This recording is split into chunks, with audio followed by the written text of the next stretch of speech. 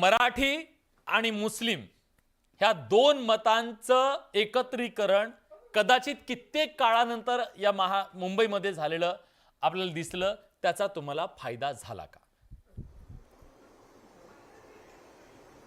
2004 साली पण देखील काँग्रेसचा झाला होता आणि ज्यावेळी आपण एक अलायन्स मध्ये असतो तर त्याच्यात फायदा नुकसान या दोन्ही गोष्टी आपल्याला पकडून चालवाव्या लागतात। म्हणून मुंबईमध्ये तुम्ही जर पाहिलं असेल की विशेषतः मराठी मतदार हा एकत्रित आला आणि म्हणून आम्ही नेहमी सांगतो की 6च्या 6 उमेदवार महाविकास आघाडीने यावेळी मराठी उमेदवारांना संधी देण्याची भूमिका घेतली। म्हणजे याचा अर्थ असा की ह्यांना आम्ही कुठेतरी रिप्रेझेंटेशन द्यायला तयार आहोत।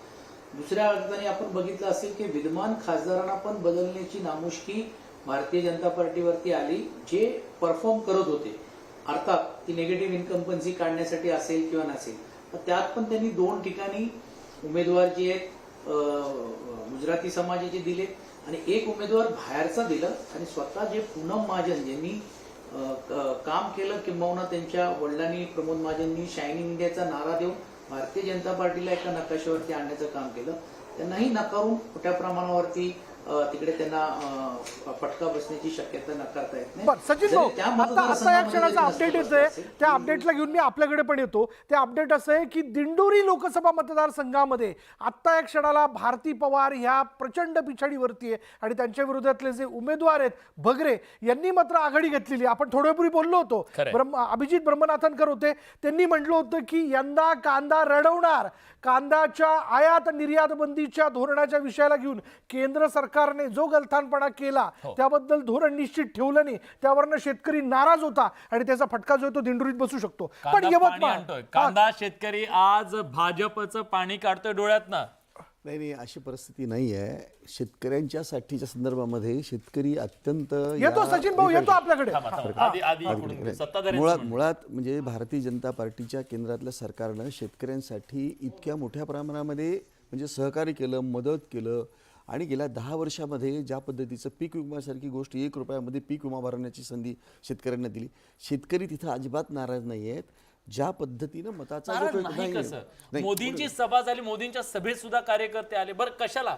शेतकरी सातत्यानं आक्रोश करतायत, किती वेळा हायवे केले गेले, शेतकऱ्यांना भाव किती कांदा रस्त्यावर उतरून दिला शेतकऱ्यांनी। म्हणूनच बघा, जेव्हा शेतकऱ्यांचा म्हणजे लक्षात आलं तेव्हा केंद्र सरकारनं कांद्यावरची निर्यात बंदी उठवली आणि शेतकऱ्यांना दिलासा दिलेला आहे। आणि एवढंच नाही तर त्यामध्ये जो भावांतराचा जो प्रश्न आहे शेतकऱ्यांच्या संदर्भातला, आणि काही शेतीमालाला भाव नव्हते, त्या भावांतराच्या संदर्भात सुद्धा अजूनही असा एक आरोप केला जातोय, गुजरात मधल्या पांढऱ्या कांद्यावरची निर्यात 40% निर्यात शुल्क तुम्ही उठवलं, ते लाल कांद्यावरचं महाराष्ट्रातलं उठवलं, बेंगलोर मधला रोज कांदे, कर्नाटक मधला रोज कांदा जो आहे त्याच्यावर तुम्ही उठवलं। बरं, दुसरा एक महत्वाचा विषय ह्याच्यामध्ये, साधारणपणे असं मानलं जातं की कांदा जर महागला तर सरकार जातं, इतकी ताकद आहे त्या कांद्यामध्ये।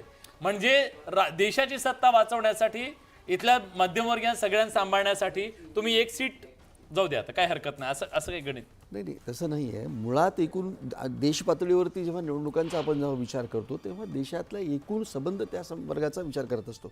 शेतकऱ्यांचा विचार करत असताना आपण एकूण देशातल्या शेतकऱ्यांच्या बद्दल आपण विचार केला आणि त्यात ज्या पद्धतीनं हे करत असताना की जनतेचं सुद्धा हित हे लक्षात घेतलंच पाहिजे। केवळ एखाद्या विशिष्ट वर्गाचं हित घेऊन कुठलंही सरकार शासन चालवलं जात नाही आणि भारतीय जनता पार्टीच्या सरकारनं शेतकऱ्यांसाठी खरं म्हणजे गेल्या 40 वर्षात जे केलं नाही ते या सरकारनं केलेलं आहे। त्यामुळे शेतकरी अत्यंत समाधानी आहे। मी स्वतः ग्राउंडवरती आलो, नाफेडने कांदा वेळेवरती खरेदी केल्याने निर्यात बंदीच्या विषयाला घेऊन बांगलादेश कांदा हा विषय मी सांगितलं नाही, एखाद्या मतदारसंघापुरता तो विषय होता। संबंध महाराष्ट्रातला काही शेतकरी सगळा निश्चितपणे होता आणि ही जेव्हा परिस्थिती लक्षात आल्यानंतर आमच्या महाराष्ट्राचे उपमुख्यमंत्री माननीय देवेंद्र फडणवीस यांनी स्वतः केंद्र सरकारशी बोलून मला सांगा त्या कांद्यावरची निर्यात बंदी उठवलेली होती। केंद्रीय आरोग्य राज्यमंत्र्यांना धक्का बसला, आपण शुभेच्छा व्यक्त करूयात त्यांच्यासाठी, तर तुम्ही कबूल कराल का हे कांद्यामुळे अपयश आहे? नाही, कांद्यामुळे अपयश आहे असं मी म्हणत नाही। सचिन सावंतांना बोलायचा विषयाला घेऊन, सचिन सावंत बोला। बरं सचिनजी तुम्ही बोला। 2 सचिन बॅटिंगला आलेले आहेत, त्यामुळे भाजपच्या यांचं काही खरं नाही आता। म्हणून सॉरी, एकच मिनिट बोल तुम्ही। नाही, काय झालेलं नाही, मी बोलून मी निघणार आहे। एक काय महत्वाचा भाग जो आहे की विदर्भमध्ये मी जे बघितलं की सोयाबीनचे दर म्हणजे प्रोडक्शनची कॉस्टच्या पेक्षा पण देखील निम्म्यावरती आले.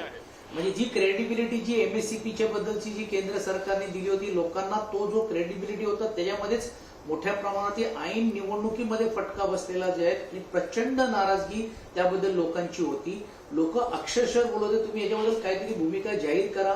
राज्याचे उपमुख्यमंत्री त्या जिल्ह्यातून रिप्रेझेंट करतात, गडकरी जी रिप्रेझेंट करतात, पण तो सोयाबीनचे दर झाले नाही. तीच परिस्थिती कांद्याची आणि एरोगेन्सी आणि आडमुठीची भूमिका बघा की नाशिकला ज्यावेळी हा विषय ज्वलंत होत होता, गुजरातमध्ये त्याच्यावरती बंदी उठवली गेली पण इकडे दिली गेली नाही. आणि हे मी म्हणत नाही, आता तर राज्याचे दुसरे उपमुख्यमंत्री अजितदादांनी पण परवाच्या दिवशी त्यांच्या सभेमध्ये जाहीर सांगितलं की जर ते केलं असतं तर ही वेळ आली नसती. म्हणजे अप्रत्यक्ष कबुली ही या सर्व विषयावरती मिळालेली आहे. आणि त्यातूनच हे दिसते की शेतकऱ्यांमध्ये जो एक रोष होता, कामगारांमध्ये तर कामगार कायदे बदल केले त्याच्यामधला जो रोष होताच होता, वाढणारी महागाई, बेरोजगारी, हे सर्व मुद्दे एकत्रित येऊन लोकांनी त्या दिंडोरीमध्ये म्हणा किंवा विदर्भामध्ये ते कौल देण्याचं काम केलं असावं. बर सचिनजी, आपल्याबरोबर प्रशांत पवारजी आहे. प्रशांत पवारजींकडे मला फक्त विदर्भाच्या एका जागेला घेऊन जायचं आहे. आपण सचिन सावंत यांच्याकडे जाऊच. मला प्रशांत पवार आपल्याला विचारायचं आहे, आपण परवाच्याही चर्चेत असं म्हणाला होतात की यवतमाळ वाशिमची आपली निवड ही चुकली आणि जे आता आकडेवारीत दिसतंय की तुमचे संजय देशमुख जे आहेत महाविकास आघाडीचे उमेदवार, म्हणजे आपले नाही म्हणता येणार पण महाविकास आघाडीचे उमेदवार यांनी चांगल्या पद्धतीने आघाडी घेतली आहे. मी त्याच दिवशीच तुम्हाला सांगितलं होतं की संजय देशमुख हे आघाडी घेतीलच. पण आता नवनीत राणांचा तुम्ही जसा उल्लेख केला की त्या 1200 मतं आहे आणि घासून घासून समोर जात आहे, तुम्हाला आताही सांगतो मी, नवनीत राणा ह्या कमीत कमी 50,000च्या वर लीडने निवडून येतील, याच्यात काही वाद नाही. आता आमचे तटकरे साहेब 30,000 मतांनी आघाडीवर आहेतच, तोही विषय नाही. आणि आता सुनेत्रा वहिनी सुद्धा समोर होत्या, आता सुप्रियाताई समोर गेलेल्या आहे, पण सुनेत्रा वहिनी परत लीड घेते एक 4-5 याच्यामुळे. आणि मधात तुम्ही एक विषय हे केला होता की शिवसेनेचे जे व्होट ट्रान्सफरचं, तर शिवसेनेचं व्होट ट्रान्सफर झालेलं नाही. कारण की जो शिवसैनिक असतो, आता सचिन भाऊंना माहित आहे मी जुना शिवसैनिकच आहे, शिवसैनिकांचे व्होट कधी फार कमी ट्रान्सफर होता, फार म्हणजे फारच कमी. त्याच्यामुळे तो एक फटका आम्हाला तर नाही पण बाकी महाविकास आघाडीला बसू शकतो. पण वर्ध्याचं काय करणार आहात प्रशांत भाऊ? वर्ध्याचं काय करणार आहात? अमर काळे तिथे देखील आघाडीवर मी येते. तुम्हाला वर्धेचं आमच्याकडे. सांगितलं, मी तुम्हाला सांगतो, हा जो आता राऊंड जो सुरू आहे हा मोर्शी वगैरे साईडचा राऊंड आहे. हा ज्यावेळेस इकडे तुमचा हिंगणघाट वगैरे येईल, वर्धा हिंगणघाट या भागामध्ये, तर तुम्हाला रामदास खडस लीडवर येताना दिसतील. बर, आता जसं हे घेतलं होतं भंडाऱ्याचं आपला प्रशांत पडोळे हा भंडारा शहर, साकोली वगैरे या भागातून लीडवर आला. पण जसं गोंदिया वगैरे त्या साईडने गेलं तर सुनील मेंढे परत लीडवर आले. तर हे जे आहे हे असं इतक्या लवकर तुम्ही हे नाही म्हणू शकत. आणि लीड किती द्यावं? 8,000, 10,000, 12,000, अजून राऊंड खूप बाकी आहे ना. आता ते 2-3 हजारच आपला यवतमाळ वाशिमचं कबूल करताय तुम्ही? ठीक आहे, यवतमाळ मला वाशिमचं काय कबूल म्हणायचं, करताय? शिवसेनेबद्दल ते कशाला उत्तर देतील? आपण त्यांना राष्ट्रवादी बद्दलच विचारूया. नाही, गडकरी साहेबांना सगळ्यांनी म्हटलं होतं का 20-25 हजार मतांनी फक्त ते समोर जात. आज गडकरी साहेब किती ठीक आहे, ठीक आहे. आपण या चर्चेमध्ये सचिन सावंत यांना जोडूया. सचिनजी, मला पहिल्यांदा तर तुमची प्रतिक्रिया, खूप दिवसानंतर आलायत तुम्ही, स्वागत आहे तुमचं, दणदणीत स्वागत करूया म्हणून. तुमच्यासाठी गुड न्यूज सह तुम्ही आलाय. पहिल्यांदा तुमची प्रतिक्रिया द्या, बॅटिंग करण्याच्या आधी पहिली प्रतिक्रिया.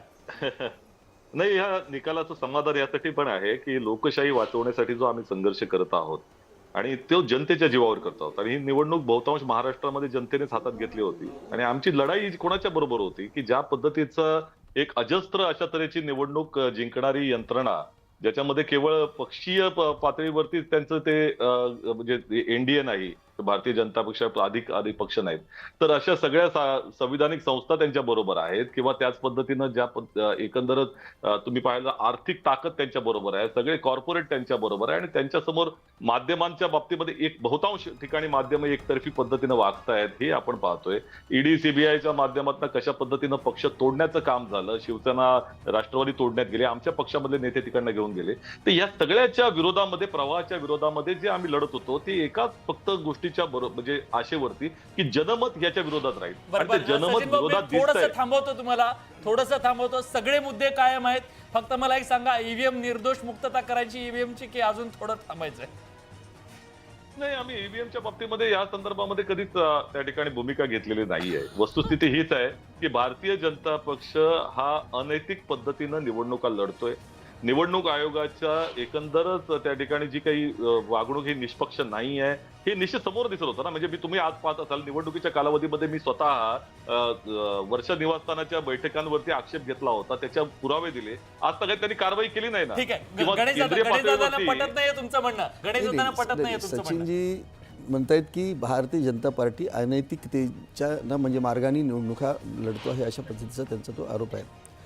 मला सांगा की तुम्ही लोकांकडे मतं मागत असताना या निवडणुकीमध्ये तुम्ही काय म्हणून मतं मागायला लागलात सचिनजी?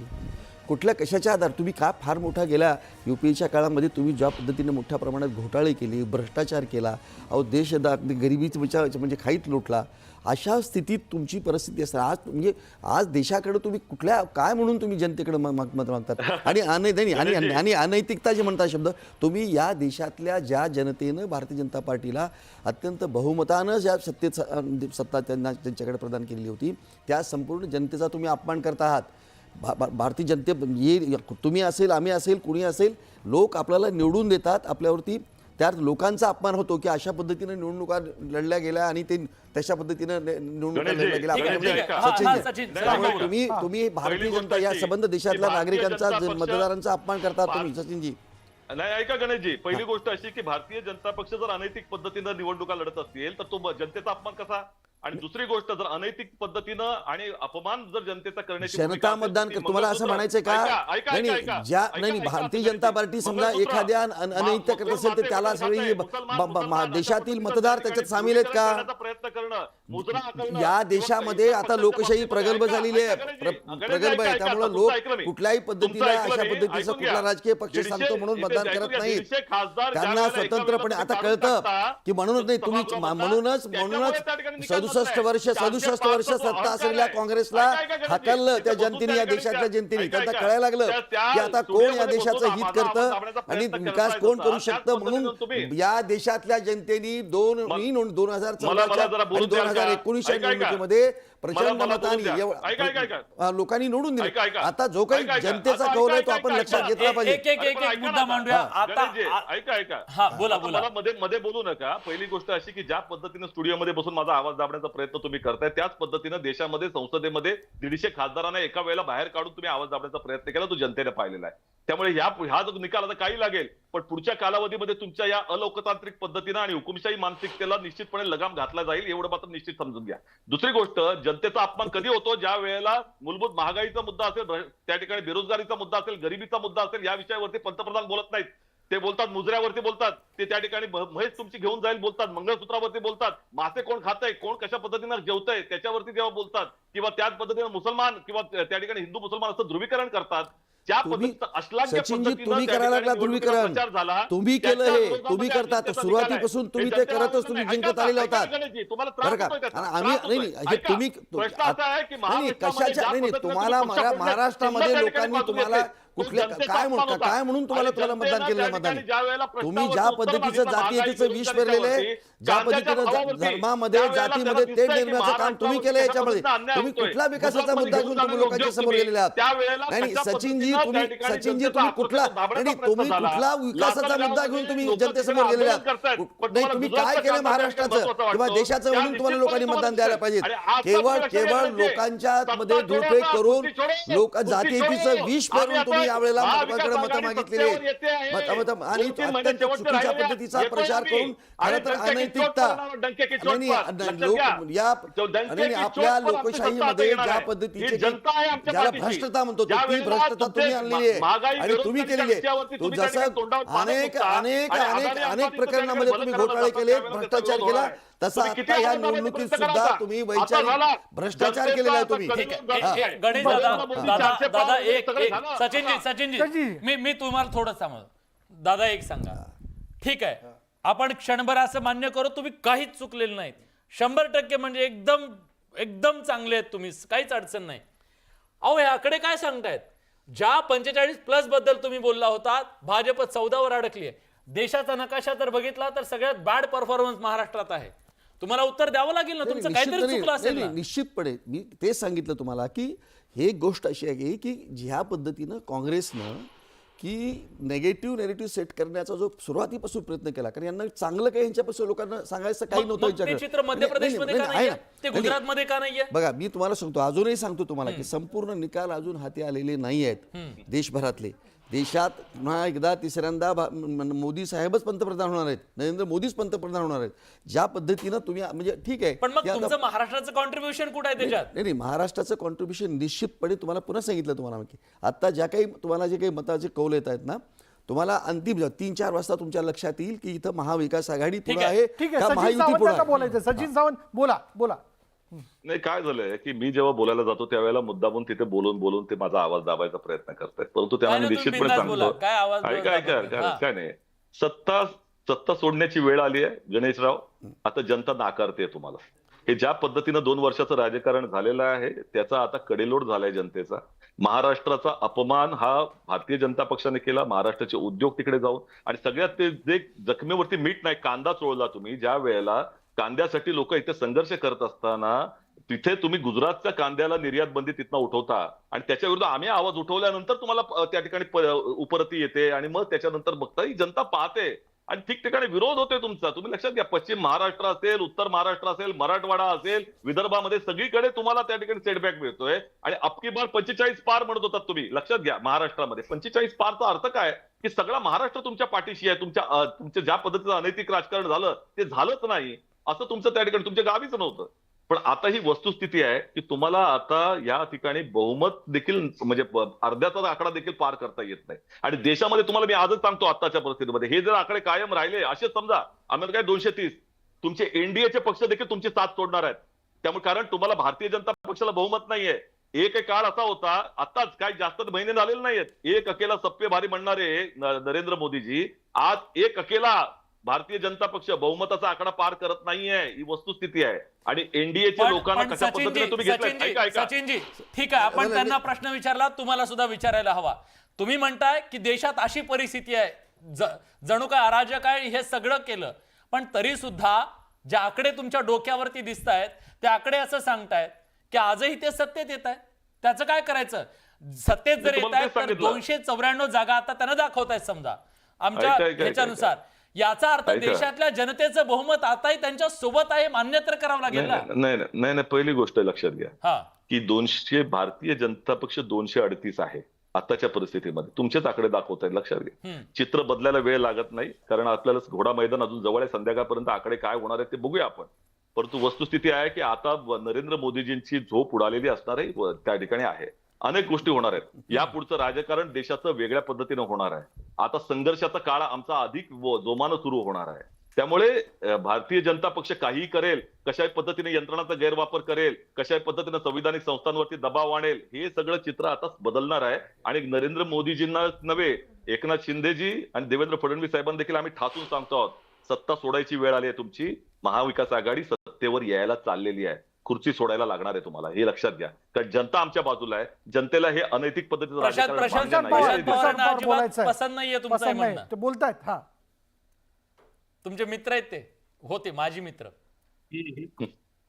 सचिनजींना एक विचारतो आता ईव्हीएम बरोबर आहे का म्हणजे तुमचे राहुलजी ईव्हीएम बद्दल खूप बोलत होते त्याच्यानंतर संजय राऊत ईव्हीएम म्हणजे ईव्हीएमनीच सरकार बनणार आहे तर आता हा जो निकाल येऊन राहिला तर या निकालाला का आता ईव्हीएम दोषी आहे की काय दोषी पहिली गोष्ट अशी EVM की तुम्ही लोकांनी ईव्हीएमच्या set केलं संदर्भामध्ये काय? ईव्हीएमच्या संदर्भामध्ये काँग्रेस पक्ष ना कधी न्यायालयात गेला होता, सगळ्यात पहिले निश्चितपणे मोजणी ऐकून घ्या तुम्हाला माहिती नसेल तर तुम्ही त्या ठिकाणी ज्या वेळेला तुम्ही ऐका नाही ईव्हीएम चुकीचा आहे, ईव्हीएम कशा पद्धतीने चालतंय याबद्दल आम्ही कधीही शंका व्यक्त केली नव्हती. विरोधी पक्ष म्हणून त्या संदर्भामध्ये प्रक्रिया पारदर्शक असली पाहिजे या भूमिकेमध्ये आम्ही सगळे आहोत आणि भविष्यातही राहू. आणि त्यावेळेला तुम्ही आमच्या बरोबर होता, त्यावेळेला तुमची देखील तीच भूमिका होती. आता तिकडे भारतीय जनता पक्ष गेल्यानंतर आता त्यांचा विषय सरकार येणार ऐकून घ्या. पहिली गोष्ट अशी की आजही नाही असू दे ना, तुम्हाला आजच्या परिस्थितीमध्ये आमची तर भूमिका नव्हती. संजय राऊत जी असतील तर संजय राऊतांना विचारा तुम्ही. नाही, काल दुसरी गोष्ट दिग्विजय सिंग अशी यांचा स्टेटमेंट आहे ना सचिन, आज काय म्हणजे करताय तुम्ही? नाही, आज दिग्विजय सिंग काल अधिकृतपणे बोलले. संजय राऊतांना विचारायला सांगताय. संजय राऊत हे तुमच्या महाविकास आघाडीचे प्रवक्ते आहेत ना सचिनजी. ऐकून घ्या.